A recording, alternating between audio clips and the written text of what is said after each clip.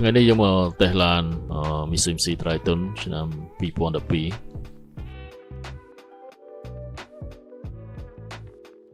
ហើយយក version វាមក 10.38 អញ្ចឹងឡាននេះវាឆ្នាំ2012 version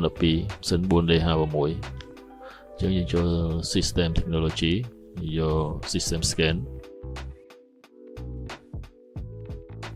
ចឹងអស់ហើយយើងចូល system លេខមកបើយើងចង់មើលម៉ាស៊ីនឬមួយក៏មើលប្រអប់លេខយើងចូលតាមនឹងមកដែល MPI GDI ហ្នឹងគឺប្រព័ន្ធម៉ាស៊ីន AT CVT ប្រព័ន្ធប្រអប់លេខយក MPI ម៉ាស៊ីនទៅមកវាមាន read code យើង code វាចេញមកនេះទៅមកយើងមើល data stream យើងចុច select all មកហើយយក OKគឺ data របស់វាអញ្ចឹងយើងអាចមើល data មើលបងវាផាំវាដំណើរការប្រមាណ MPA special sensor ប្រមាណកម្រិតបើកប៊ិច pure pressure sensor pure pressure target ឬមួយក៏ pure quantity final អីយើងអាចមើល data វាបានអញ្ចឹង scan នេះមាន function ច្រើនទៀត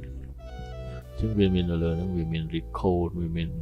clear full code មាន coding មាន special function មាន active test យើងបន្តមកយើងចូលប្រអប់លេខ VT ប្រអប់លេខយើងអាចមើល code យើងអាច clear យើងមាន special function ដែរ code វាដែលមានបញ្ហាឡាននេះគឺចូលលេខ1លេខ2កត្រាក់ចឹងប្រអប់លេខវាក៏មានបញ្ហាដែរបញ្ហា gear number 1 gear number 2 incorrect radio code U1102 នេះពួក Triton ហ្នឹងវាចេញតែអញ្ចឹងទេអាហ្នឹងវាមិនជាបញ្ហាទេហើយយើងចូលទៅមើល special function អញ្ចឹងយើងអាច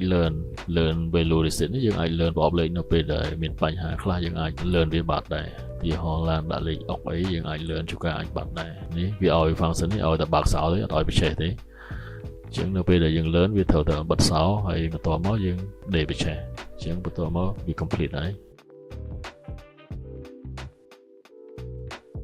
ចឹងយើងចូលមើល data វា select all ហើយ OK មក